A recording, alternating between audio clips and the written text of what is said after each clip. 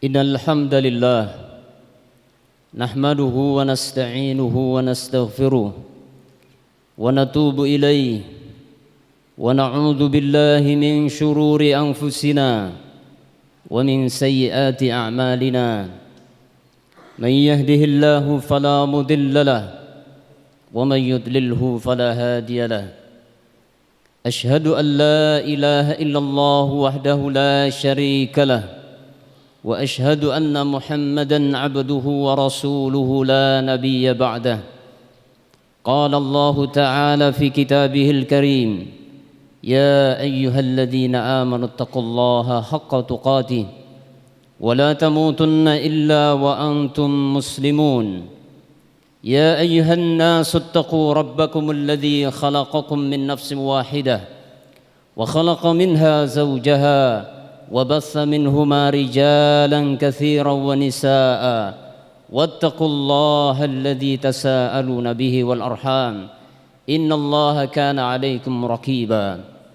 يا أيها الذين آمنوا اتقوا الله وقولوا قولا سديدا يصلح لكم أعمالكم ويغفر لكم ذنوبكم ومن يطع الله ورسوله فقد فاز فوزا عظيما. أما بعد فإن أصدق الحديث كتاب الله وخير الهدي هدي محمد صلى الله عليه وسلم وشر الأمور محدثاتها فإن كل محدثة بدعة وكل بدعة ضلالة وكل ضلالة في النار. أيها المسلمون أيها الإخوة, sidang jamaah Jum'ah rahimani wa rahimakumullahu jami'an. Usikum wa iyaya bitaqwallah faqad fazal muttaqun. Saudara-saudaraku sidang jamaah Jum'ah kaum muslimin rahimani wa rahimakumullah, sudah kita ketahui bersama bahwasanya salat memiliki kedudukan yang tinggi di dalam agama kita, merupakan salah satu di antara rukun Islam, bahkan merupakan rukun Islam yang kedua setelah dua kalimat syahadat. Sebagaimana kita sudah sering dengar sabda Nabi sallallahu alaihi wasallam dalam riwayat Bukhari dan Muslim, Rasulullah bersabda, buniyal Islamu ala khamsin, syahadati an la ilaha illallah wa anna Muhammadar Rasulullah wa iqamis salah wa ita'iz zakah wa hajjil baiti wa shaumi Ramadan. Islam dibangun di atas 5 perkara, kata Nabi. Yang pertama adalah 2 kalimat syahadat, yaitu kesaksian bahwasanya tidak ada ilah yang berhak disembah selain Allah, dan kesaksian bahwasanya Nabi Muhammad sallallahu alaihi wasallam adalah utusan Allah. Kemudian yang kedua adalah iqamis salah, menegakkan salat. Yang ketiga adalah ita'iz zakah, membayar zakat. Yang keempat adalah hajjil bait, haji ke Baitullahil Haram bagi yang mampu. Kemudian yang kelima adalah shaum Ramadan.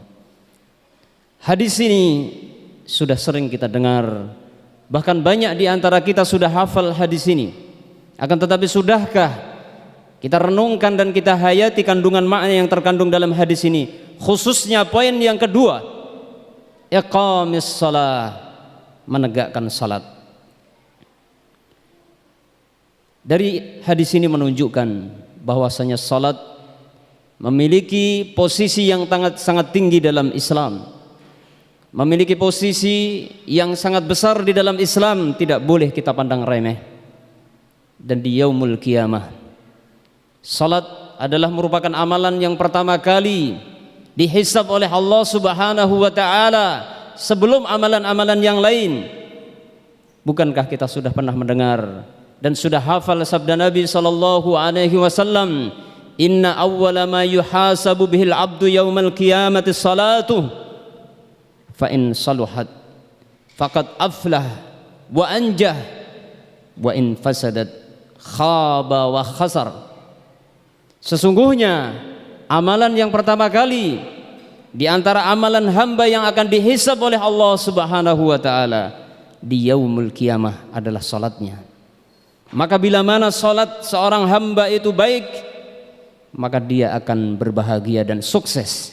Akan tetapi sebaliknya, bila mana salat seorang hamba rusak, maka dia akan rugi dan pasti dia celaka. Nas'alullah salamul afiyah. Adapun hukum orang yang meninggalkan salat, kalau kita berbicara tentang orang yang meninggalkan salat, maka orang yang meninggalkan salat ada dua kondisi. Kondisi yang pertama, dalam kondisi mengingkari wajibnya salat, maka para ulama telah bersepakat. Para ulama telah sepakat bahwasanya orang yang meninggalkan salat disertai dengan mengingkari wajibnya salat, faqad kafar, maka sungguh dia telah kafir, telah keluar dari dinul Islam. Ini adalah ijma' ahlul ilm dari zaman sahabat sampai zaman ini. Rasulullah sallallahu alaihi wasallam di dalam banyak hadis cukup banyak memberikan ancaman bagi orang yang meninggalkan salat. Cukup banyak memberikan ancaman-ancaman bagi orang yang meremehkan salat.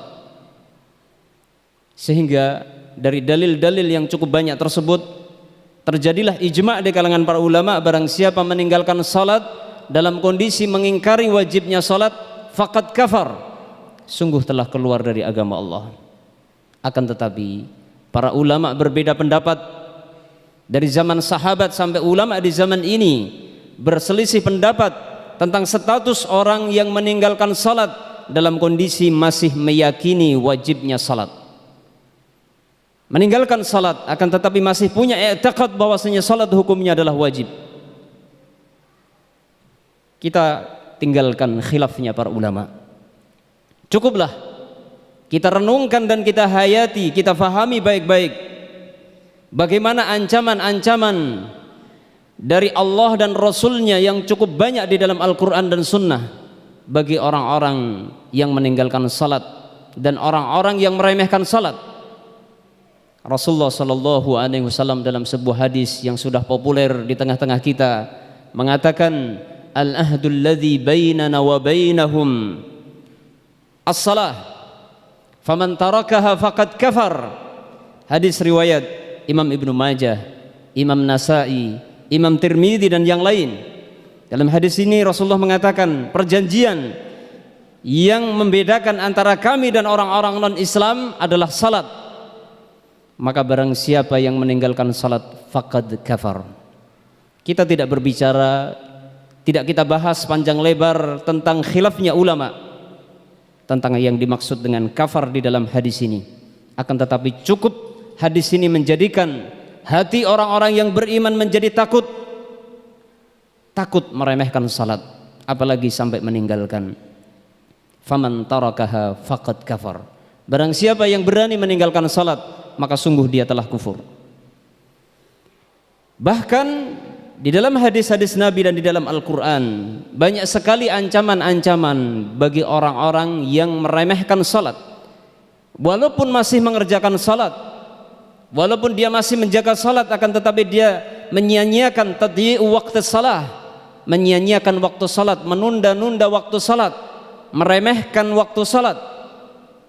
Cukuplah firman Allah Subhanahu wa taala yang sudah kita hafal di luar kepala tatkala Allah Subhanahu wa taala berfirman, fawailul lil musallin, sungguh celaka orang-orang yang mengerjakan salat.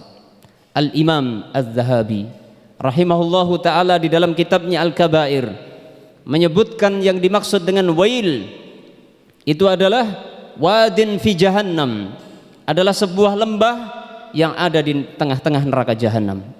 Sebuah lembah yang Allah siapkan di tengah-tengah neraka jahanam untuk siapa? Lil musallin, untuk orang-orang yang mengerjakan salat. Akan tetapi yang dimaksud dengan al-musallin Allah Subhanahu wa taala jelaskan dalam sambungan ayat setelahnya, alladzina hum an salatihim sahun. Siapa mereka? Siapa orang-orang yang mengerjakan salat akan tetapi diancam oleh Allah Subhanahu wa taala akan dimasukkan di sebuah lembah neraka jahanam, yaitu orang-orang yang mereka lalai dari salatnya. Para ulama tidak mengatakan, para ulama mufassirin tidak mengatakan orang yang meremehkan salat di sini bukan orang yang meninggalkan salat. Tapi kebanyakan para ahli tafsir menyebutkan bahwasanya yang dimaksud orang yang meremehkan di salat di sini adalah orang yang menunda-nunda waktu salat, menyia-nyiakan waktu salat. Sebagaimana dalam sebuah riwayat yang diriwayatkan oleh Imam Ibnu Hatim, Ibnu Abi Hatim dan Imam Baihaqi di dalam sebuah riwayat yang sahih dari Sa'ad bin Abi Waqqas. Suatu ketika sahabat Sa'ad bin Abi Waqqas radhiyallahu anhu bertanya kepada Nabi sallallahu alaihi wasallam, "Sa'altu Rasulullah sallallahu alaihi wasallam anil ladzina hum an salatihim sahun." Saya pernah bertanya kepada Rasulullah sallallahu alaihi wasallam tentang siapakah orang yang dimaksud dalam firman Allah, alladzina hum an salatihim sahun. Faqal, maka Rasulullah sallallahu alaihi wasallam bersabda, huwa ta'khiru waqtis salah. Yang dimaksud dengan menyia-nyiakan, meremehkan salat, lalai terhadap salat, yang dimaksud di situ adalah menunda-nunda waktu salat. Ketika datang waktu salat, ditangguhkan mengerjakan salat sampai waktunya habis sehingga datang waktu salat setelahnya, dan seterusnya dan seterusnya. Itulah ancaman dari Rasulullah SAW dan dari Allah Subhanahu wa taala bagi orang yang meremehkan salat. Aqulu qawli hadza wa astaghfirullah li wa lakum wa lisairil muslimin innahu huwal ghafurur rahim.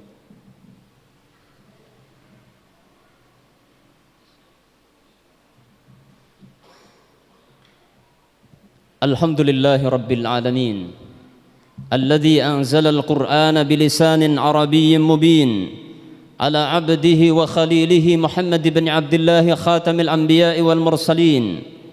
Allahumma salli wa sallim ala nabiyyina Muhammadin wa ala alihi wa ashabihi at-tayyibin wa man tabi'ahum bi ihsanin ila yaumiddin. Allah Subhanahu wa taala menginformasikan kepada kita akan datangnya satu generasi di sebuah masa, di sebuah zaman, yaitu generasi orang-orang yang menyia-nyiakan salat, meninggalkan salat dan meremehkan salat. Allah Subhanahu wa taala berfirman di dalam surah Maryam, "Fa khalafa min ba'dihim khalfun adha'us salata wattaba'us syahawat fasawfa yalqawna ghayya illa man taba wa amana wa amila salihan fa ulaika yadkhulunal jannata wa la yuzlamuna syai'a." Akan datang satu generasi setelah mereka, generasi orang-orang yang meninggalkan salat dan mereka mengikuti syahwat mereka, maka kelak mereka akan dilemparkan ke dalam kesesatan, kecuali orang-orang yang mau bertobat di antara mereka dan mau beramal soleh, memperbaiki apa yang telah dia kerjakan, maka mereka itulah orang-orang yang bertaubat tersebutlah mereka yang akan masuk ke dalam surga dan mereka sedikit pun tidak akan teraniaya. Ayyuhal hadirun, wahai para bapak, wahai para jamaah kaum muslimin rahimakumullah.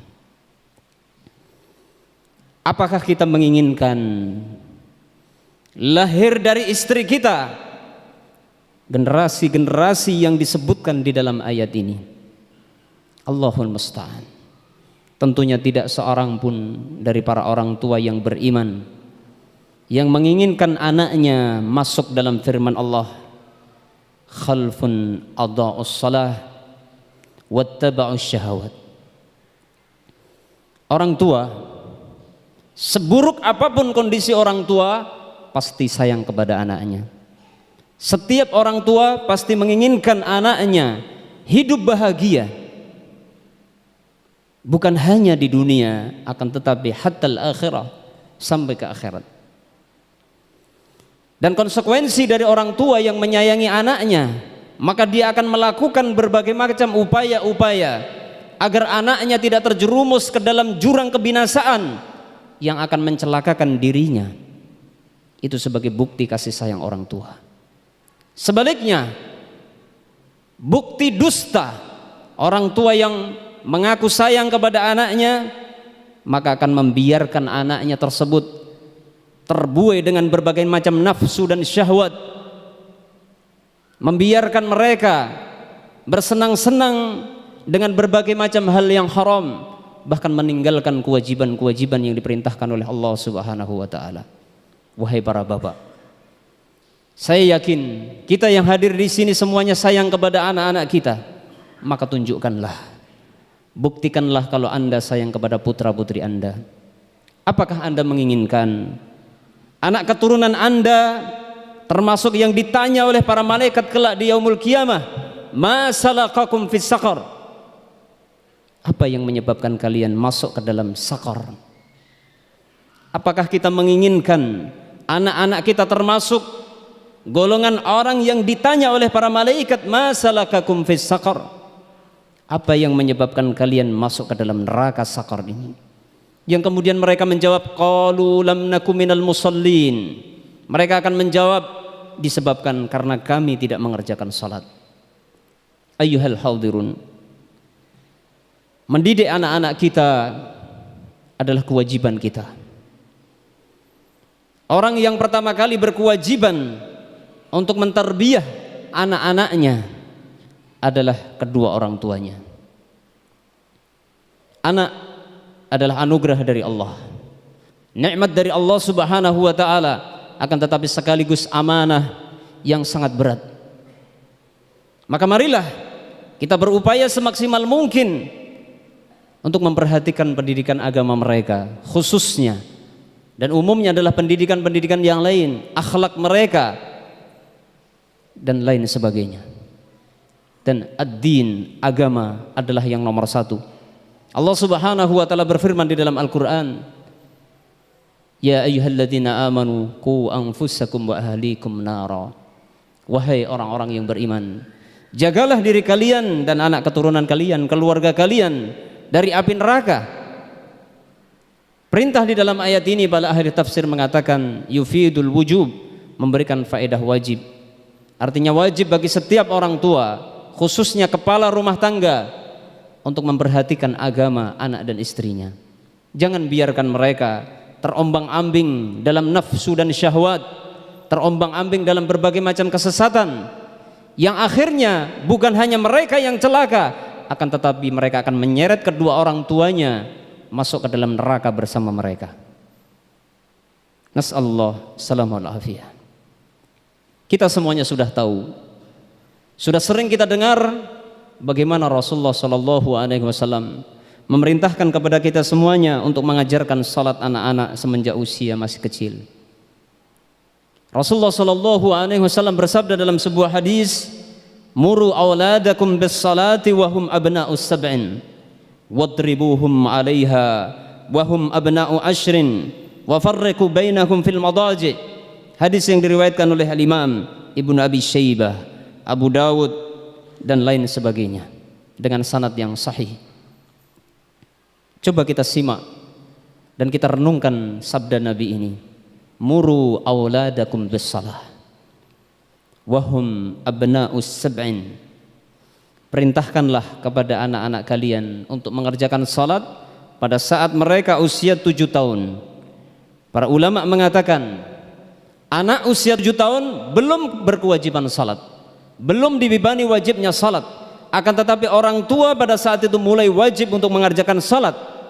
Dan bagi para orang tua akan mendapatkan pertanggungjawaban di hari kiamat, akan diazab oleh Allah dengan sebab meremehkan masalah ini. Lihatlah penjelasan para ulama ketika mentafsirkan hadis ini. Bagaimana penjelasan mereka, banyak sekali kalau kita baca dalam penjelasan para ulama dalam kitab-kitab mereka, tatkala mereka menjelaskan muru auladakum bis salah wahum abna'us sab'in. Sab' yang dimaksud di sini adalah kedua orang tua berkewajiban, mulai wajib mengajarkan salat kepada anaknya tatkala anaknya usia 7 tahun. Anak tersebut memang belum berkewajiban salat, akan tetapi ibu bapaknya mulai wajib mengajarkan salat. Kemudian ketika usia mereka sudah 10 tahun dan sudah berani meninggalkan salat, Rasulullah memerintahkan agar orang tua bersikap lebih tegas kepada mereka, wadribuhum 'alaiha wahum abna'u ashrin, dan pukullah mereka ketika mereka meninggalkan salat pada saat usia 10 tahun. Ada sebagian orang tua yang telah terpengaruh dengan pemikiran orang-orang barat atau psikologi barat yang kenyataannya gagal total. Psikologi barat gagal total, tidak akan pernah berhasil. Dan psikologi anak yang paling sukses adalah psikologi yang diajarkan Rasulullah SAW. Silahkan dibuktikan, silahkan dibandingkan bagaimana Rasulullah SAW mengajarkan pendidikan anak dan bagaimana keberhasilan generasi yang paling baik di kalangan umat ini adalah generasi sahabat. Siapakah guru mereka? Metodenya bagaimana mereka diajar? Di zaman sahabat, khususnya di zaman Khulafaur Rasyidin, umat Islam hampir menguasai sepertiga dunia. Masa kejayaan Islam ketika itu tidak seperti zaman ini, berbagai macam sarana dan prasarana pendidikan megah dan mewah seperti zaman sekarang, ala kadarnya di zaman itu. Akan tetapi karena pendidikan mereka ala nabi, menggunakan metode nabawi, psikologi pendidikan anak yang mereka gunakan adalah psikologi pendidikan anak ala nabi SAW, berlandaskan sunnah Nabi SAW yang bersumber dari wahyu Allah Subhanahu wa taala, yang Allah katakan tentang nabinya, wa ma yantiqu anil hawa in huwa illa wahyu yuha. Ini kurang lebih ayyuhal hadirun sedikit yang bisa disampaikan, mudah-mudahan bermanfaat bagi saya pribadi dan bagi Anda semuanya. Semoga Allah Subhanahu wa taala membimbing kita semuanya untuk bisa istiqomah di dalam mentarbiyah anak-anak keturunan kita, generasi kita. Dan semoga Allah Subhanahu wa taala menjadikan generasi kita menjadi generasi yang rabbani, yang benar-benar menjadi hamba-hamba yang bertakwa kepada Allah Subhanahu wa taala. Innallaha wa malaikatahu yusholluna 'alan nabi ya ayyuhalladzina amanu shallu 'alaihi wa sallimu taslima. Allahumma ighfir lil muslimina wal muslimat wal mu'minina wal mu'minat al ahya'i minhum wal amwat. Allahumma arinal haqqa haqqan warzuqna ittiba'a wa arinal batila batila warzuqna ijtinaba. Allahumma arinal haqqa haqqan warzuqna ittiba'a wa arinal batila batila warzuqna ijtinaba. Rabbana hab lana min azwajina wa dhurriyyatina qurrata a'yun waj'alna lil muttaqina imama waj'alna lil muttaqina imama. Allahumma aslih lana dinana alladhi huwa ismatu amrina wa aslih lana dunyana alladhi fiha ma'ashuna. Allahumma rahmataka narju fala takilna ila nafsina tarfata 'ain wa na'udzu bika min kulli syarr. Rabbana zalamna anfusana wa illam taghfir lana wa tarhamna lanakunanna minal khasirin. Wa tub 'alaina innaka antat tawwabur rahim. Wa tub 'alaina innaka antat tawwabur rahim. Rabbana atina fid dunya hasanah wa fil akhirati hasanah wa qina 'adzabannar. Wa sallallahu ala nabiyyina Muhammad wa ala alihi wa sahbihi wa sallam. Walhamdulillahi rabbil alamin. Wa aqimus shalah.